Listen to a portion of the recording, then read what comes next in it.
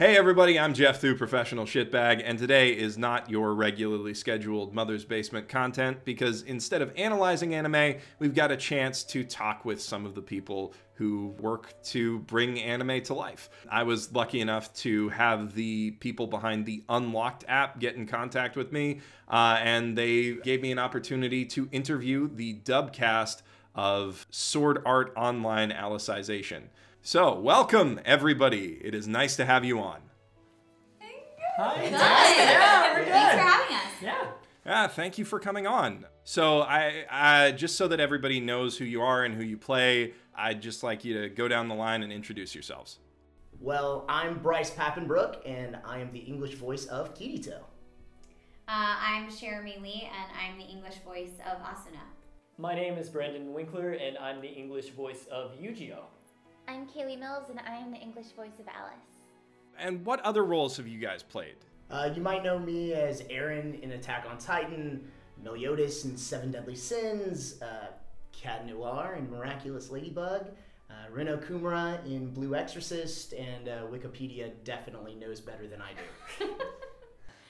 I voice Lucy in Fairy Tale, Lizzie in Black Butler, Makoto in Persona 5, Sailor Venus in Sailor Moon and Sailor Moon Crystal, Patty in Soul Eater, and some other things. Also, Wikipedia helps me too.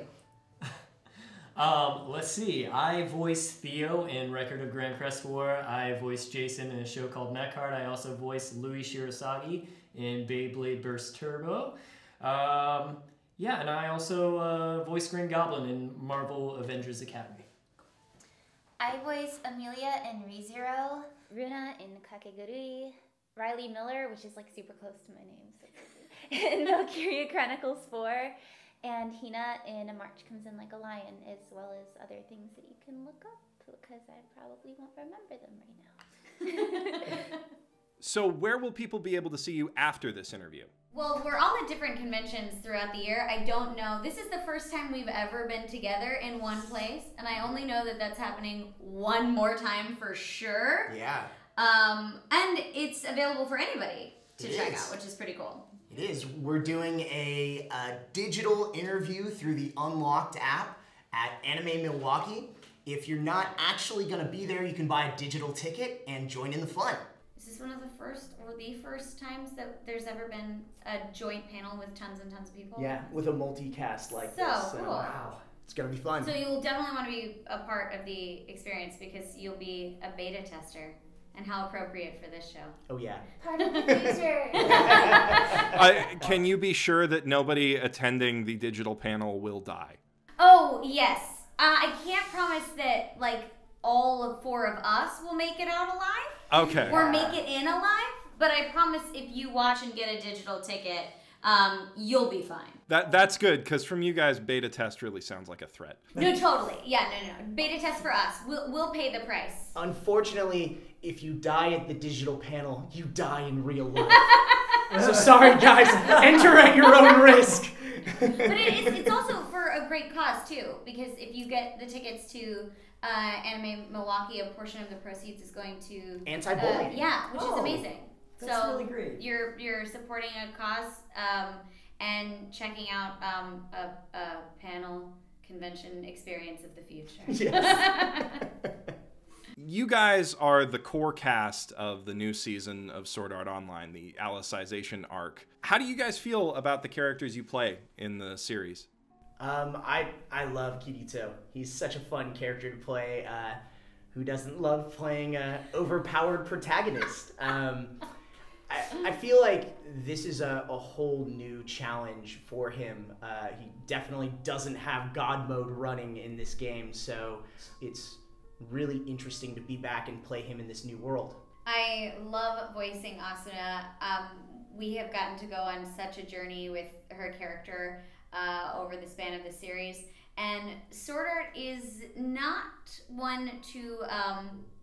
well, it doesn't protect their characters. Anybody could be taken out or taken down at any point in time, which is, I think, what makes the show so great because the stakes are so high. And season 3 starts out with major stakes. I remember watching the first episode going, cool, where are we going to go from here, guys? This is really intense. So Eugeo, for me, has by far been one of the most emotional characters I've ever played. Playing him, his I guess it's challenged me in ways that I never thought was going to be possible as an actor in my own acting journey. So I really love playing Alice. I play younger Alice as well as older Alice, who you will meet later in the series. Pretty much everything about Alice is a spoiler. Almost just want to talk more about Eugeo because I love him. But yeah, I really love how her personality comes through, and it's kind of hard to explain without spoiling anything, but I hope that you will look forward to all of the versions of Alice. I asked you guys about the characters you play. Which of the other characters in Sword Art Online do you most relate to, and why? Wow. Is it now? This is outside of the characters we play, because I could say I most relate to Kirito, but Because you think of yourself as the overpowered protagonist? that's how I feel. That's how I like to think of myself. Except just not as good as him at games. No, I feel like I do relate to Kirito in a lot of different ways. I'm actually married to my high school sweetheart, and I feel like we have some real authentic love, and I feel like that love between Kirito and Asuna is played very genuinely. Like, I like to think that I'm delivering lines to my wife, so I hope it comes across as authentic. But I feel like I relate to Kirito the most. I've had some very interesting experiences while working on Sword Art. Luckily, not all of them have paralleled in my life. But when we were working on the first season and Asuna was meeting Kirito and going through the origin of the love story and the beginning of their love story, I got engaged while we were working on that season. And then with the Mother's Rosario arc, I was dealing with the grief and loss of a very dear friend of mine. So Asuna has been very instrumental in the healing process and going through all these different changes and growth that I have been going through as a person, which has been pretty cool and pretty magical how that works. As for me, gosh, Don't you dare take mine. I mean, Wait, I heard about this. we were talking about it, we were thinking about it out in the lobby, and outside of Eugeo, he's a soft boy, I'm a soft boy. It's hard to, but I'm also a bro, so I want to say Klein. Okay. Nice. Sorry, Kayli, I want to say Klein. Klein is lovable and brave. He is. Yeah, so I picked Klein first. It's not my fault, I'm at the end of this, okay? My reasoning being I'm like super goofy, even when like the situation's kind of like a mess. I'm like, this is really funny, even though everyone else is probably like, no, it's not, please stop. And I'm like pretty impulsive person in that regard. Like if I was an SAO, I'd probably die pretty fast, but we'll talk about that later. No. But yeah, I love Klein. So, before all of you got into voice acting, did you watch a lot of anime? Well, I started voice acting when I was a kid. But actually, I did watch anime. I watched Pokemon growing up and Sailor Moon. And I watched my dad record a bunch of different shows. So it was always fun to see his work too. But yeah, I've always been a fan of anime. I started acting when I was 5 and started doing voiceover work when I was 7. So at that point, the only shows that I knew of were Pokemon, Sailor Moon, and DBZ, and I did watch those. So I was shocked when I went and worked at Funimation. I was like, this is like anime, but obviously not, because anime is just those 3 shows. And they're like, come with us, sweet, naive Jeremy. Let us show you the world of anime, which is pretty cool. Yes, growing up, I was an absolute massive fan of a lot of anime. In fact, it was Full Metal Alchemist Brotherhood and Soul Eater that got me interested in the realm of voiceover. And then, of course, when I crossed over into voiceover, I learned that so much more than just anime. So I'm quite a weeb, so I'm gonna try and like not make my answer super long. But like everyone else here, grew up on Pokemon, Sailor Moon. When I was in middle school, I was like bullied really bad. I moved around a lot. And like it was really a sense of like comfort to watch anime. Like I'd watch Naruto. I was super into the music, and I started a YouTube channel around the time I was 12 or 13, doing like English covers. And from there, I got interested in voiceover, and I'd already done like a small amount of theater in school. So like I was like, oh, I can do this too. And it was really when the online community started being a thing. So even though I grew up in Michigan, like far away from any, studios working on anime or animation, I was able to kind of get my start and start learning and have fun. So yeah, anime is, I did know about anime before, and it's very important to my journey. So as a follow-up to that, what are your favorite anime? I think my all-time favorite is still Dragon Ball Z. I grew up as a martial artist. That was really my first passion. And I used to watch Dragon Ball and go to karate and just try to go Super Saiyan, just in the back of the class. Never worked out. It is impossible for me to pick a favorite. I have had one of those weird kind of connecting moments with every single one of the characters that I've played, and every single show is special to me. If I have to pick a show that I haven't worked on, it would probably be Princess Tutu, because my mom is a dance teacher, and we met a Japanese voice actor for that show, and my mom was like, well, let's watch that, and so we watched that show together. Favorite show? I have a lot of favorites. Two I'm gonna pick are ReZero, because this was the first show that I watched every week as it came out on Crunchyroll, and then got auditions in my inbox and just absolutely freaked out, like booked it, was like, oh my god. And so that was just like a crazy experience for me. Another recent one I really loved was, A Place Further Than the Universe? Just like beautiful, amazingly written show, and just heartwarming and everything that I could ask for.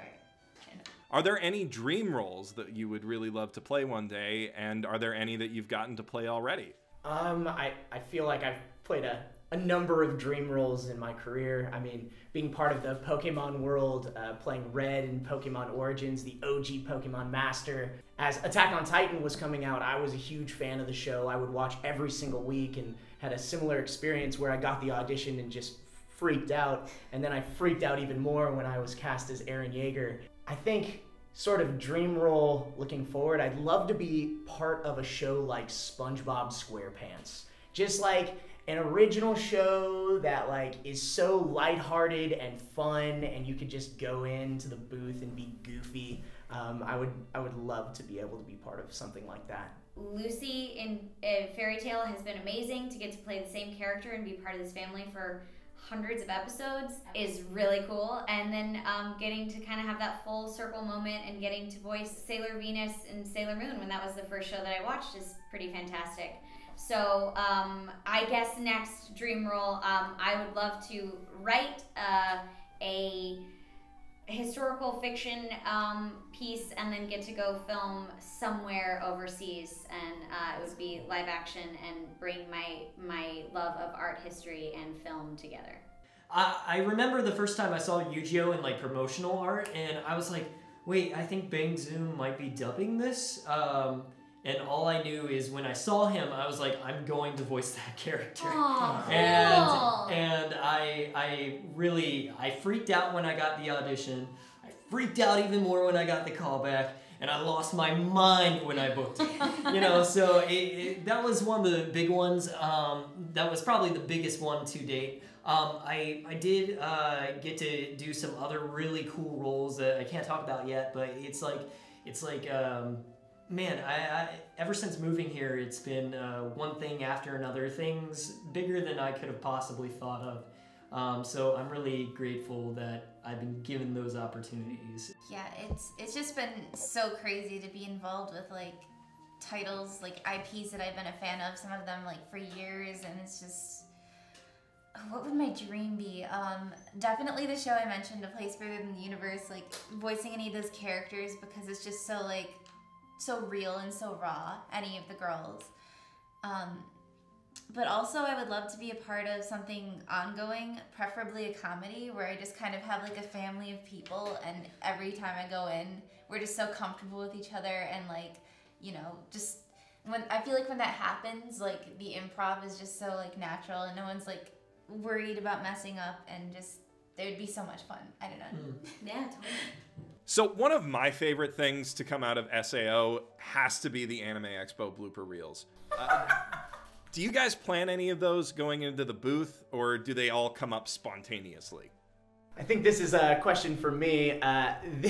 This past Anime Expo blooper reel, I think about 80% of the bloopers were mine. Yeah, it's all your fault. Yeah, you can't tell that I'm having fun in there. The majority of those just happened because I want to make Alex Von David, the director, laugh. And if I see an opportunity to sneak disgusting words into Kirito's mouth, I take it. Also, I want to teach you guys something that I've been passing down in different shows I've been in. It's called the bad anime reaction. Here's how it works. You wait for a moment where they've turned the level way up, like a very quiet breath. Yeah. So they're expecting something like this. And you give them this. And they jump in the other room, and it is beautiful. This is so mean. Alex will appreciate it a lot, trust me.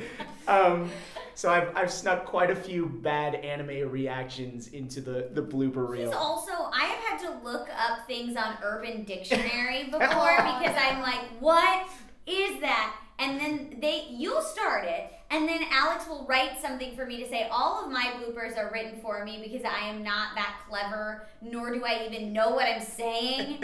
And so there's been a couple of times where I'm like, what is he even talking about? And then I'll get in the car and I'll look it up on Urban Dictionary, and I'm like, what have I done? Yeah, it's great. Who is responsible for Portuguese breakfast? Don't point to me, point to Urban Dictionary. You can plead the fifth, but it was you. I know the truth.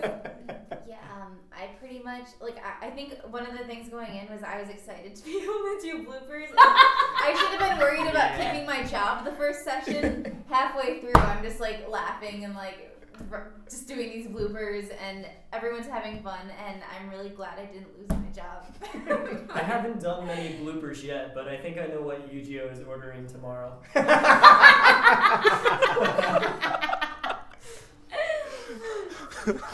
Can you guys tell me any bloopers from season 3? Oh, I'm so scared. Well, I was recording today, and I left some really good bloopers, but I think I want to save them for the Anime Milwaukee panel. Okay, I'm sure the panel will get around to bloopers, and I got some good ones. So make sure you guys grab your ticket and.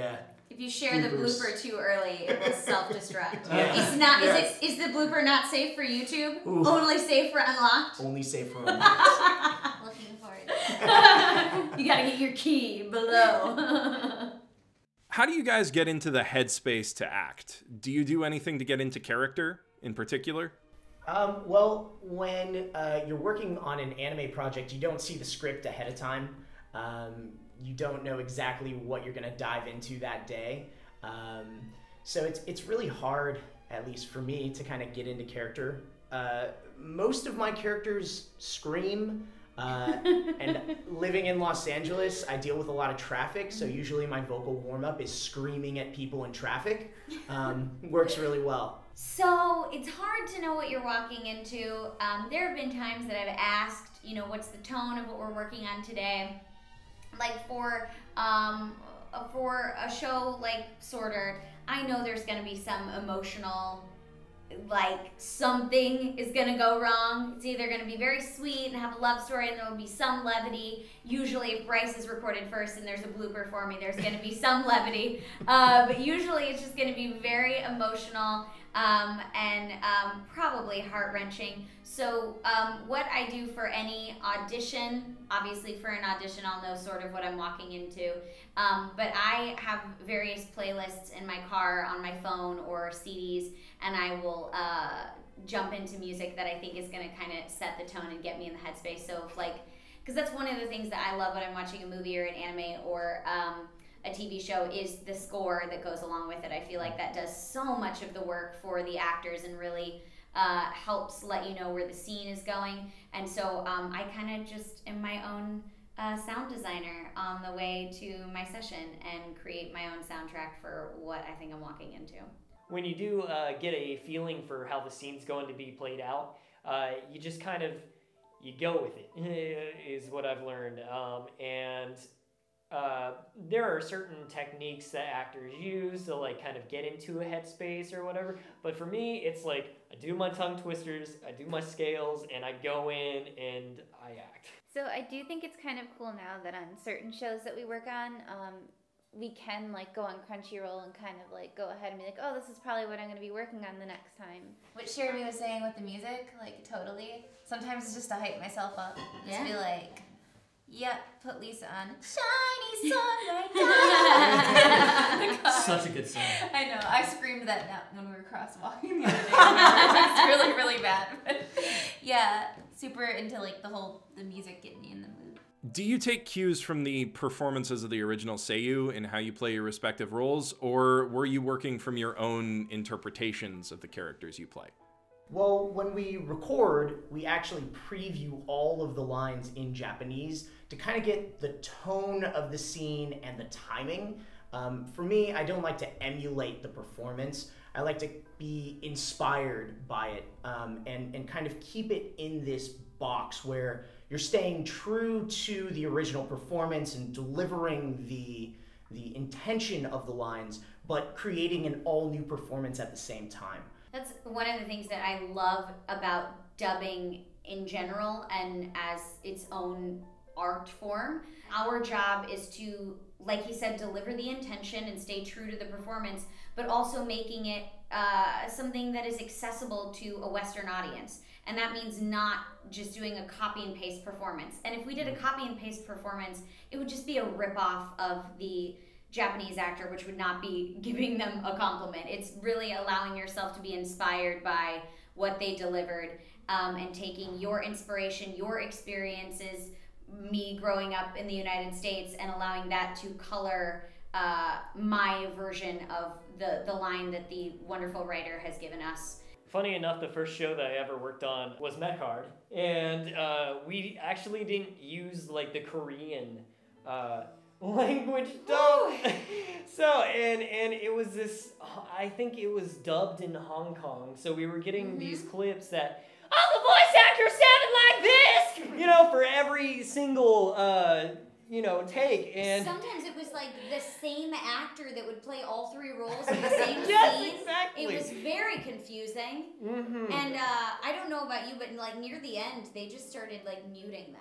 And they were like, just watch the flaps and just go, because the director was like, I can't deal with screechy voice again. Yes, exactly. I do like to take a lot of inspiration from them because they're all so talented, and you can definitely feel the weight and emotion in each scene. So I think it is important that we, as English voice actors, take inspiration where we can. I think it's important to kind of also break down the character and approach it like as if it was like a prelay show or like a show that you're recording on your own, because then you're kind of building this character from the ground rather than being like, oh, I'm just gonna copy like they were saying.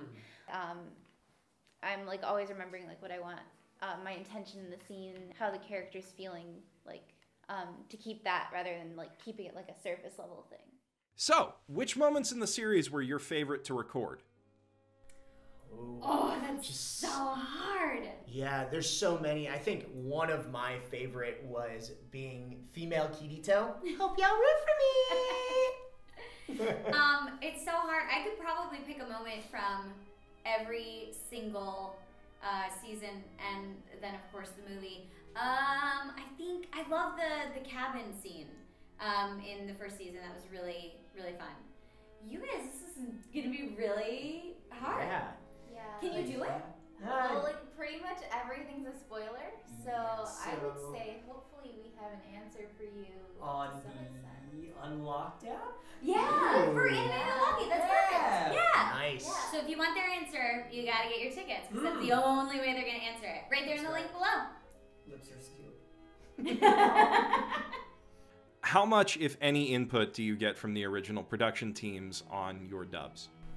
Most of the time, we don't hear anything from the original team, but I've been fortunate enough to interact with a lot of the Japanese production team for Sword Art Online. There's been a number of releases of the Japanese version, like for Ordinal Scale. A number of the crew came to the US, and we were able to talk to them and ask them about their experiences and hear feedback from them. Actually, this past year at Anime Expo, Shermie and I emceed the Alicization panel, so we were able to get some feedback from the actors before we got to see the show, which was really exciting. Cool. And I just have to say, I've met Matsuoka-san, who plays Kirito in Japanese, a few times now, and every time it's just really fun.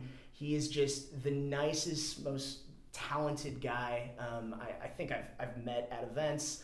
I hope I get to hang out with him again. He's just great, really great.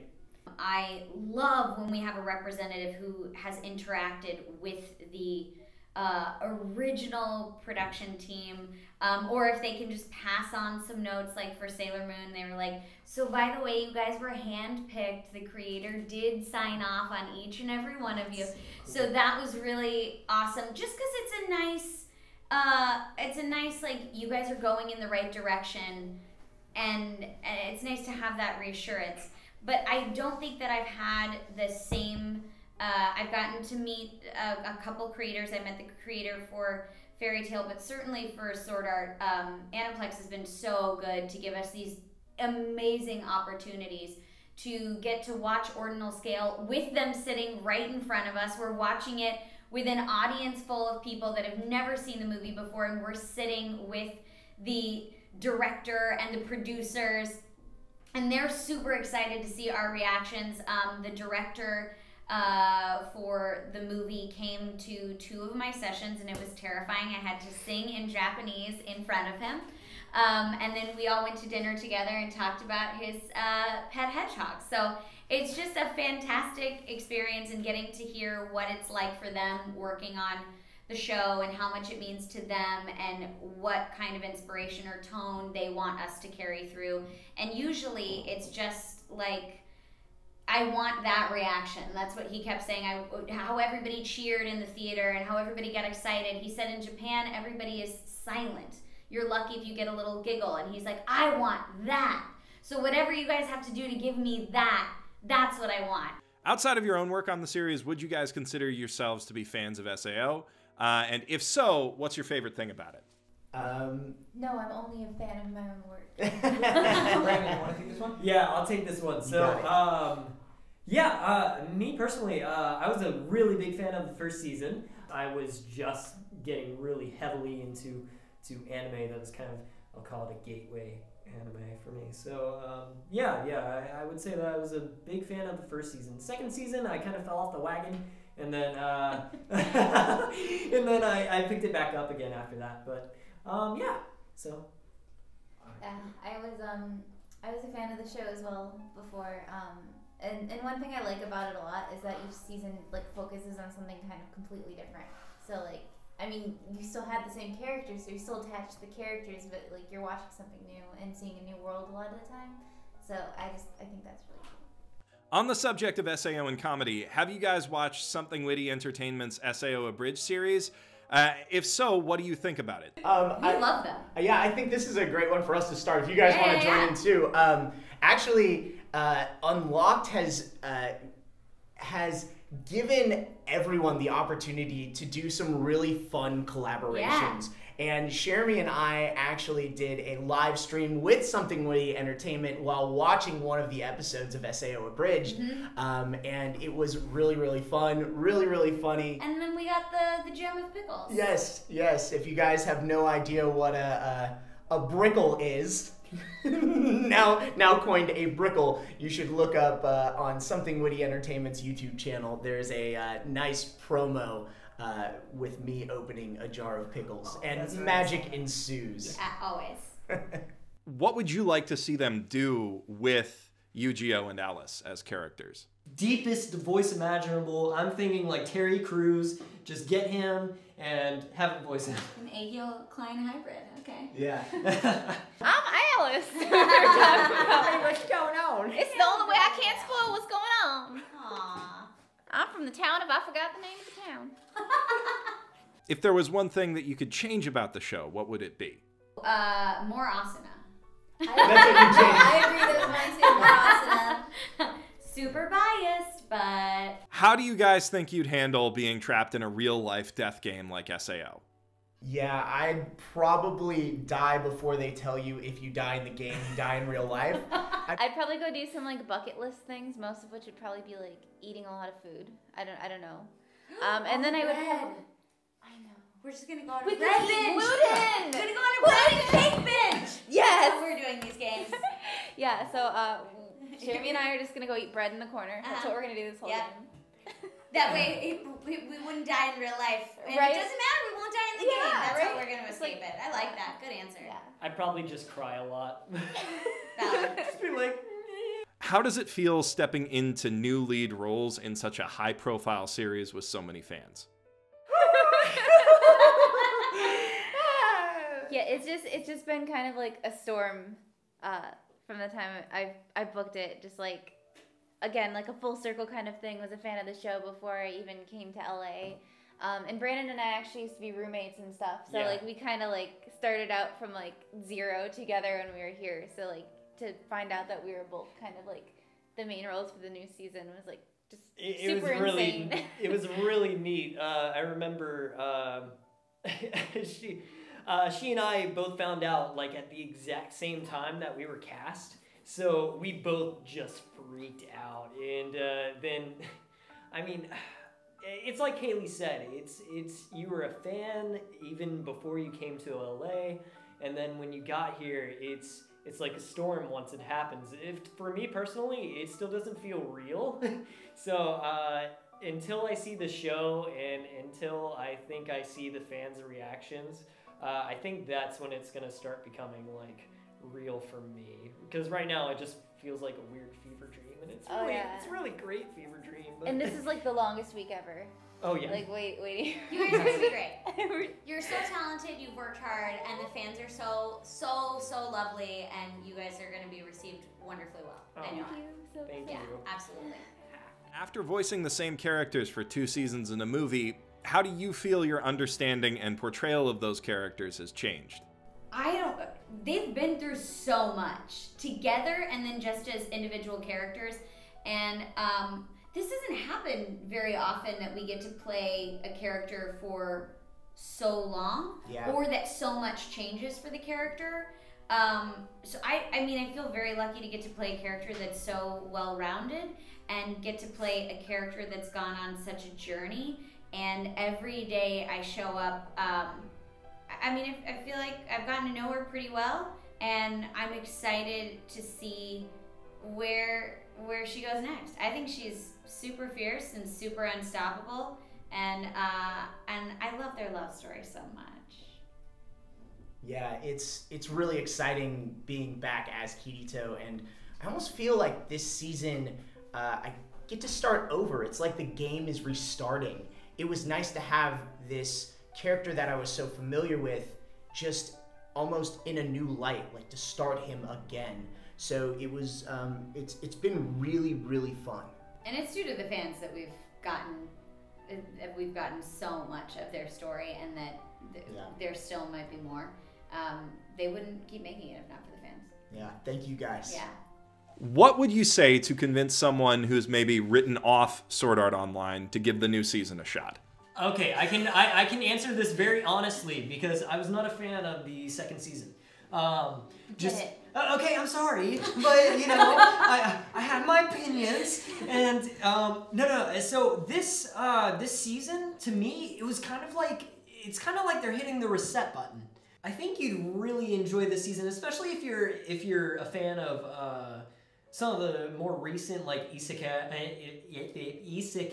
that have come out lately, because they kind of it reinvents the SAO formula, and it kind of reminds me a lot of the first season in a lot of ways. So yeah, give it a shot. Please. Yeah, SAOs. So on the subject of the fans, SAO's been a pretty divisive show in the anime community. I mean, I know that I've criticized it a lot myself. Close to the series as you are, have you experienced more positivity or negativity surrounding the show from the anime audience? And what kind of impact do you think it's had? I think whether you love the show or you hate the show, you have to appreciate what it's done for the anime community and the industry in general. Just, it has been the gateway show for so many people. And I feel like it has kind of broadened the audience, and that has led to the creation of more anime. I personally love the show, and I think for every negative review, there's about 100 positive reviews that come. So it's easy not to watch it if you don't like it. I am a huge fan, and I recommend it to everyone I talk to. And I just hope that the people that are watching love what we've done on the show, because we truly put our hearts into the mic and give it everything we have. I've heard a lot of controversy about how Asuna is portrayed in the show. There's been controversy about the game, about, I mean, so many different things. And I think that is when an entertainment a show or a movie is doing its job, is when it's making people have a conversation. And I think that in this day and age, we need more of that, is conversation, unity, and keeping an open mind. And I think, yeah, if you don't like something or you have like issues with it and like you're passionate about that, that means that something about it made you care about it. So I think that's really cool. Yeah, absolutely. Ditto. Thank you guys so much for coming on, and thank you guys for tuning in. I know this isn't my regular content, and that anything positive related to SAO isn't necessarily what you expect me to do, but I don't know, it was a fun opportunity, and I really had a lot of fun talking with these guys, and I might want to do it more in the future if you guys would be interested in that. So let me know in the comments below if you are. I think it's really important to show the human side of anime production and anime distribution and all of that. And that is something that I would like to do more on the channel. So if you agree, let me know. And on your way down there in the description box, you can check out the Unlocked app. They were very, very helpful in getting this all set up. And if you want to hear more from the SAO cast, of course, you can check out that Anime Milwaukee digital panel and get your key for that down there. I'm Geoff Thew, professional shitbag, signing out from my mother's basement.